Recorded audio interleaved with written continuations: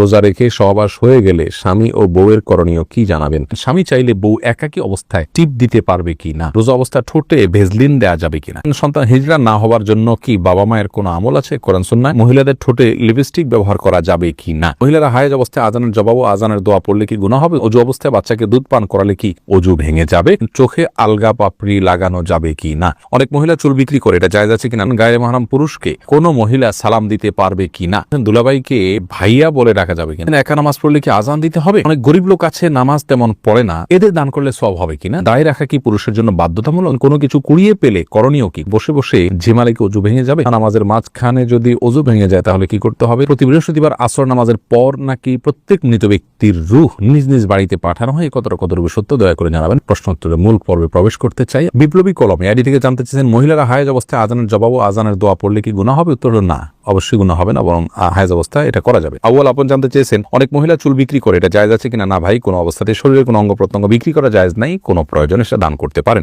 Ali ID থেকে জানতে চেয়েছেন, স্বামী চাইলে বউ একাকী অবস্থায় টিপ দিতে পারবে কি না? পারবে, কোনো অসুবিধা নেই। মিফতাহুল জান্নাত কৃপা আপনি জানতে চেয়েছেন, দুলাভাইকে ভাইয়া বলে ডাকা যাবে কিনা? বলা যাবে, কোনো অসুবিধা নেই, কিন্তু অতিরিক্ত মধুরতা ডাকের ভিতরে থাকা ফিতনার কারণ যেন না হয় সে বিষয়টি মাথায় রাখতে হবে। মিফতাহুল জান্নাত কৃপা অন্ধকারে নামাজ পড়া যাবে কি নিষেধ? অন্ধকার নামাজ পড়া নিষেধ নয়, তবে এত বেশি অন্ধকার যদি হয় যে সিজদার রুকুর জায়গা দেখা না যায় তাহলে মাকরুহ বলেছেন অনেক উলামা ইকরাম, তবে হারাম হবে না এবং নামাজ হয়ে যাবে। খানম স্বপ্না নামাজের মাঝখানে যদি অজু ভেঙে যায় তাহলে কি করতে হবে? অজু করে এসে যে জায়গা থেকে ভেঙেছেন সেখান থেকে কন্টিনিউ করবেন, যদি মাঝখানে কথা না বলে থাকেন, অন্য কোনো কাজ করে না থাকে। তাসফির আহমেদ রাব্বি জানতেছেন, একা নামাজ পড়লে কি আজান দিতে হবে? একা নামাজ পড়লে আজান দিতে হবে না, তবে একামত দিয়ে জামাতের উদ্দেশ্যে যে আর কেউ যদি যুক্ত হয় তাহলে যুক্ত হতে পারে, এটার জন্য বলে দেওয়া এভাবে করা উত্তম।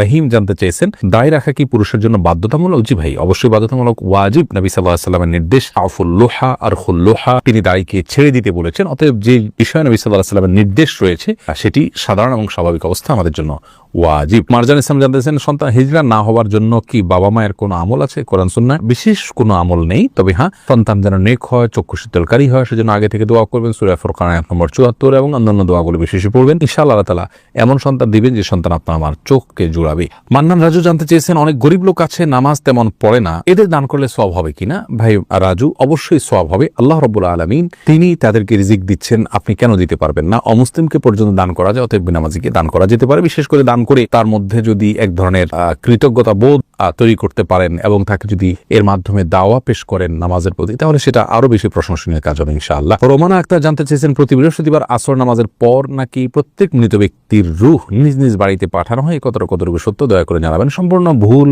এবং কুসংস্কারাচ্ছন্ন একটি বিশ্বাস, প্রিয় বোন। বৃহস্পতিবার রাতে মানুষের রূহ ফিরে আসা তো দূরের কথা, মানুষের রূহ একবার চলে গেলে সেটা আর পৃথিবীতে কখনো ফিরে আসে না। এটা ভূতের রূপ ধারণ করে আসে, বৃহস্পতিবার রাতে আসে, এই ধরনের বিশ্বাসগুলো হিন্দুদের মধ্যে আছে। ইসলাম এরকম কোনো বিশ্বাসকে অনুমোদন করে না, যার কারণে এগুলো থেকে আমাদের দূরে থাকতে হবে। জুবাইর ইসলাম জানতে চেয়েছেন, পবিত্রতার ব্যাপারে শয়তানের ওয়াসওয়াসা থেকে বেঁচে থাকার উপায় কি মহিলাদের জন্য? সকলের জন্য একই উপায়, বাম দিকে 3 বার থুতু ফেলবেন, আমানতু বিল্লাহি ওয়া রাসূলিহি পড়বেন। থুতু বলতে অনেক বেশি থুতু ফেলা জরুরি না, থুতুর ছিটা ফেলবেন এবং আমানতু বিল্লাহি ওয়া রাসূলিহি পড়বেন। এর মাধ্যমে ইনশাআল্লাহ ওয়াসওয়াসা যে শয়তান দিয়ে থাকে ওর ওয়াসওয়াসা থেকে ইনশাআল্লাহ রক্ষা পাবেন। তাছাড়া সুন্নাহ প্রতিপালন করবেন, 3 বার ধোয়া দরকার, অজুতে 3 বার ধোবেন, গোসলের জন্য যেটুকু দরকার সেটুকু করবেন। এরপরে আর কোনো অঙ্গ শুকনা থাকলো কি থাকলো না সেটার জন্য আপনার কোনো চিন্তা করার প্রয়োজন নেই। সিদ্দিকুল্লাহ আপনি জানতে চেয়েছেন, আমি যদি পেশাব করি তখন পেশাব ক্লিয়ার করার পরেও আমার পেশাব 1 বা 2 ফোঁটা পড়ে যায়, সেক্ষেত্রে আমার অজু এবং নামাজে বেশি সমস্যা হচ্ছে বেশ কিছুদিন ধরে, এ থেকে পরিত্রাণের উপায় বললে আমি খুবই উপকৃত হতাম। পেশাব ক্লিয়ার হওয়ার পর 1-2 ফোঁটা পড়লে আপনাকে অপেক্ষা করতে হবে যতক্ষণ না পেশাবের ধারা বন্ধ হয়ে যায়, তারপরে আপনি অজু করতে যাবেন। এটা হলো আপনার জন্য করণীয়। আর যদি এটা বন্ধ না হয়, কন্টিনিউয়াসলি চলতেই থাকে, তাহলে প্রত্যেক ওয়াক্তে আপনাকে আলাদা করে উজু করতে হবে। আশিক আলামিন আপনি জানতে চেয়েছেন, যদি কোনো ছেলে বা মেয়ে মনে করে যে পাপ থেকে বাঁচতে হলে তার বিবাহ করা দরকার, বিষয়টি অভিভাবককে বলার পরও বিয়ে দিতে না চাইলে সে ছেলে মেয়ে কি নিজেরা বিয়ে করতে পারবে? দেখুন, এরকম পরিস্থিতি হলে অভিভাবককে বাদ দিয়ে বিয়ে করার আগে একজন দক্ষ আলেমের সঙ্গে আপনার অবস্থার ব্যাখ্যা করে তারপরে সিদ্ধান্ত নেবেন। আমরা কমন কোনো উত্তর দিতে যাব না, কারণ এই বিষয়টি ভ্যারি করবে আপনার অবস্থার উপরে।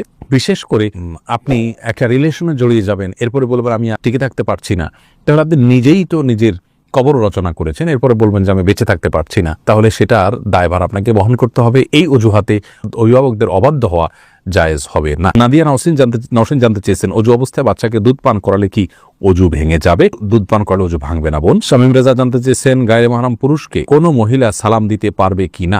গায়রে মাহরাম পুরুষ যদি হয় তাহলে সেক্ষেত্রে তাকে মহিলা সালাম দিতে পারবে বলে বিন বাজ রাহিমাহুল্লাহ ফতোয়া দিয়েছেন। সৌদি আরবের সাবেক গ্র্যান্ড মুফতি, এবং তিনি দলিল হিসেবে পেশ করেছেন আল্লাহর কোরআনে বলেছেন, ওয়াকুলনা কাওলাম মারুফা, স্বাভাবিক কথা মেয়েরা বলতে পারবে, আর সালাম এটা স্বাভাবিক কথার অন্তর্ভুক্ত, অতএব সালাম দিতে পারবে। যদি সালামের ভিতরে কোনো লৌকিকতা না থাকে, সালাম দেওয়ার সময় কোনো মাধুর্য সৃষ্টি করা না হয়, ফিতনার কোনো আশঙ্কা না থাকে, ইনশাআল্লাহ স্বাভাবিকভাবে সালাম দিতে পারবে। তবে বর্তমানে যে ফিতনার ছড়াছড়ি চলছে, এই পরিস্থিতিতে যদি সেটাও অ্যাভয়েড করা যায় সেটা নিরাপদ আমরা মনে করি। রোমানা তানহা আপনি জানতে চেয়েছেন, বসে বসে ঝিমালে কি অজু ভেঙে যাবে?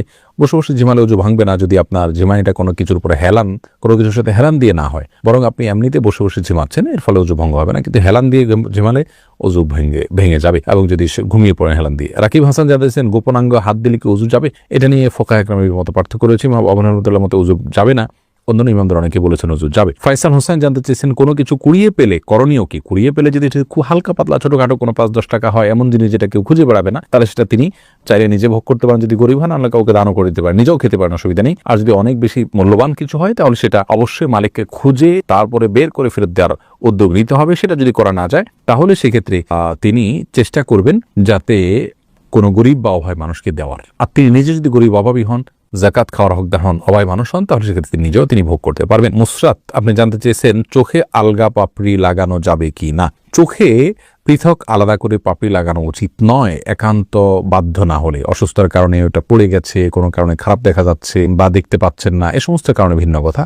অতিরিক্ত পাপড়ি লাগানো এটা আল্লাহ সৃষ্টিতে পরিবর্তন করা এবং এক ধরনের প্রতারণা। সব মিলিয়ে এই বিষয়টি জায়েজ না, যদি শুধুমাত্র সৌন্দর্য বৃদ্ধির জন্য আপনি করে থাকেন। সাগরিকা ইয়াসমিন আপনি অ্যাডি থেকে জানতে চাচ্ছেন, রোজা অবস্থা ঠোঁটে ভেজলিন দেওয়া যাবে কিনা? যদি ঠোঁট ফেটে আপনার জন্য কষ্টের কারণ হয় তাহলে দিতে পারেন, তবে খুব বেশি দিবেন না যে থুতুর সাথে এটা পেটে যায়। হালকা শুধুমাত্র প্রলেপ দিতে পারেন যদি ঠোঁট ফেটে যায় বা কষ্ট হয় সেক্ষেত্রে। আর যেহেতু এটা পেটে যেতে পারে এই আশঙ্কা আছে, সেজন্য একান্ত প্রয়োজন না হলে না দেয়াই উচিত এবং উত্তম। রোজা রেখে সহবাস হয়ে গেলে স্বামী ও বউয়ের করণীয় কি জানাবেন?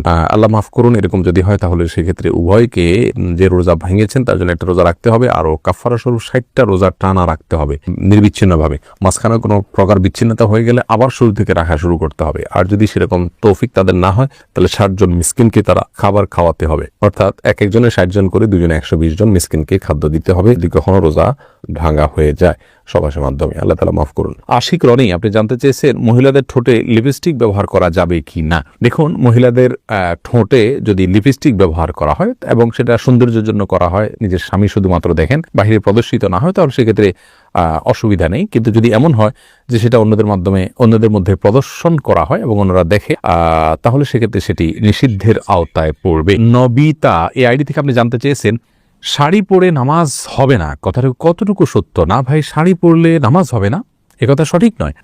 নামাজের সাথে কোন পোশাক পরে আপনি সালাত আদায় করছেন তার সম্পর্ক নয়, আপনি সালাত আদায় করার সময় সতর ঢাকছেন কিনা এটা হলো মূল বিষয়। একসময় আমরা ছোটবেলা দেখতাম যে মা চাচিরা সাদা কাপড় পরে সালাত আদায় করতেন এবং এটাকে নামাজের কাপড় বলে মানুষ আলাদা নাম দিত।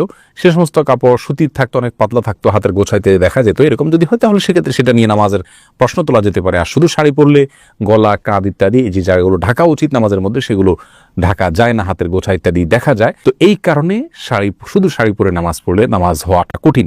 যদি কেউ সিট্রিপিন দিয়ে আটকিয়ে তার যা কোনো অঙ্গ প্রত্যঙ্গ দেখা যাবে না, সতর ঢাকার যে মুখমণ্ডল এবং 2 হাতের কবজি ছাড়া পুরো শরীর যে ঢাকতে হয় সেটা যদি তিনি ঢাকতে পারেন, মাথার চুল দেখা যাবে না, কপাল এর চুলের অংশ দেখা যাবে না, কোনো কিছু, এটা যদি তিনি নিশ্চিত করতে পারেন, কান ইত্যাদি দেখা যাবে না, তাহলে সেক্ষেত্রে অবশ্যই তার জন্য জায়েজ হবে। কিন্তু এটা কঠিন, এই জন্য শাড়ি পরলে তার উপর দিয়ে আরেকটা বড় ওড়না দিয়ে ঢেকে তারপর সালাত আদায় করাই হলো।